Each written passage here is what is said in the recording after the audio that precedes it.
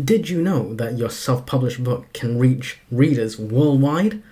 Sadly, if you're with Kindle Unlimited or KU, then this isn't really an option open to you because KU requires your ebook to be exclusive with Amazon and only Amazon. So that means you're not able to take advantage of having your book widely available, okay? In particular, in libraries where millions and millions of readers hang out. Now, it's not as difficult as you think. You do need to know which buttons to click though, okay? And I'm going to show you which buttons to click later on. Let's jump in. Before we get into like the sharing screen and how which buttons to click and stuff, I just want to say that there are a few things about library distribution that you do need to know about. So the first thing is royalty structures. Okay, so typically there's two royalty structures. The first one is like per borrow. So you get paid royalties if a reader borrows your book. This is usually like a smaller portion in royalties, but it can go on forever, indefinitely, or for many years, right? Now the second one is if a library purchases your ebook. Okay, you'll basically get a one-off payment, and the royalty is higher, but it's one-off, right? It's one-time payment to you, so you don't basically get recurring royalties like the first option. So these are kind of the two most common options. Okay, so the per borrow where royalties are lower, or the one-time payment where they buy your ebook, and basically you get a higher royalty payment but not recurring. Okay, now either way, your book can be checked out multiple times.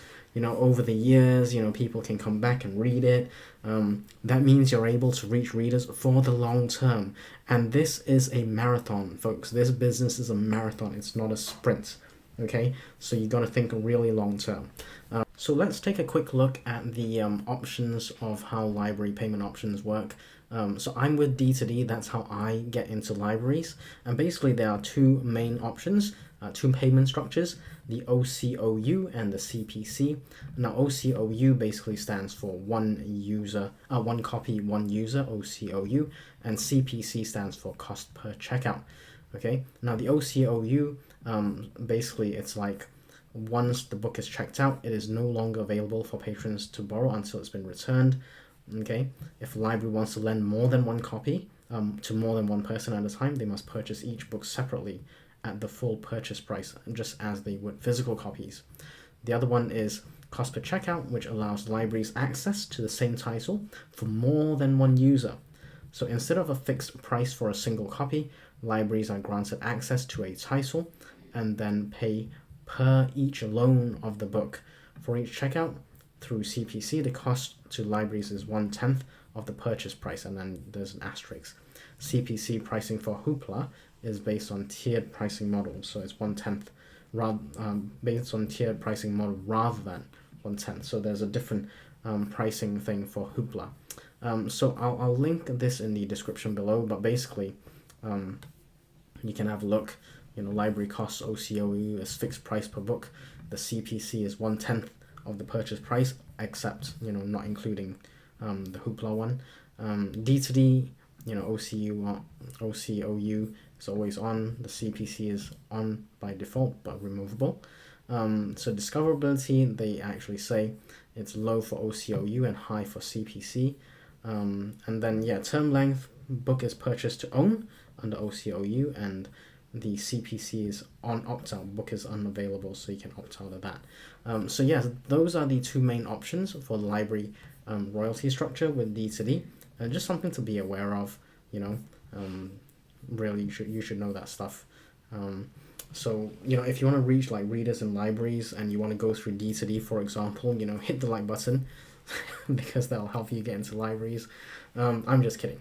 Anyway, that's how I get into libraries, but let me just show you how which buttons to click when you go into your D2D account. Okay, let's just show you that now.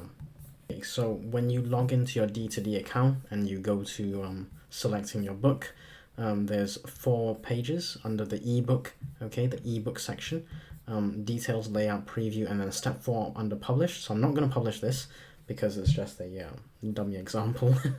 But basically you can put your digital pricing. Let's say I'm going to go for digital book, right? So ebook pricing, let's say I'm going to go, I don't know, $4.99, right? And then they've got the usual stores which you can select, and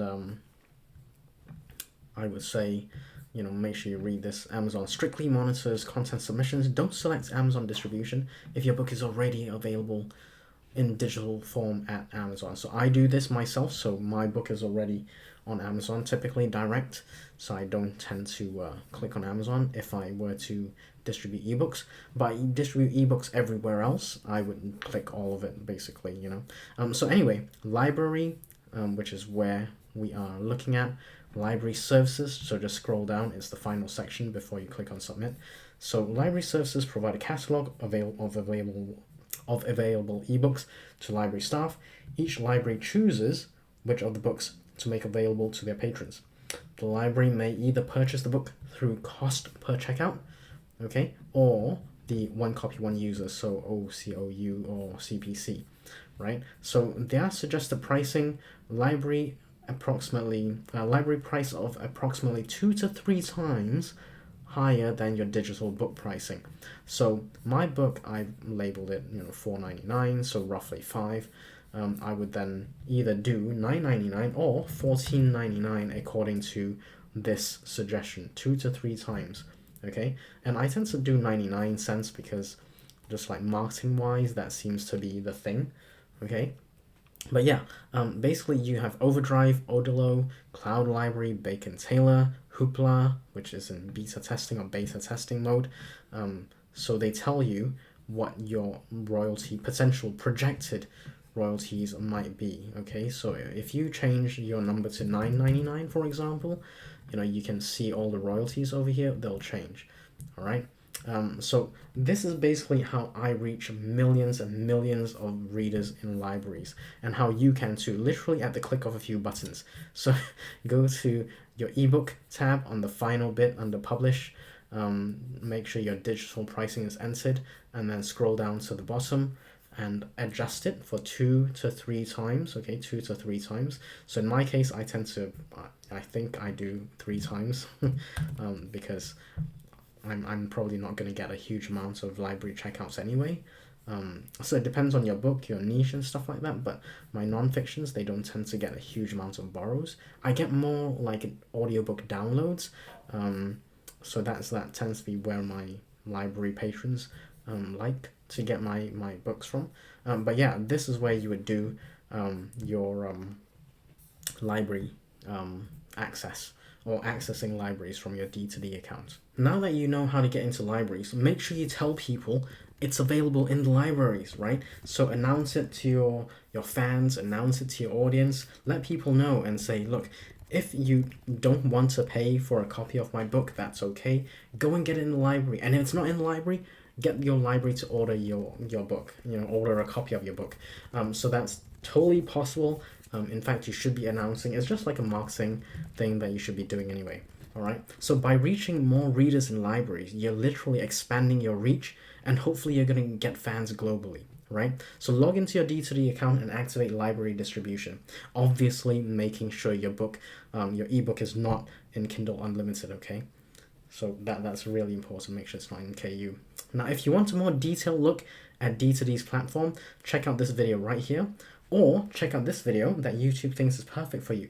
Subscribe to the channel. I'll see you there.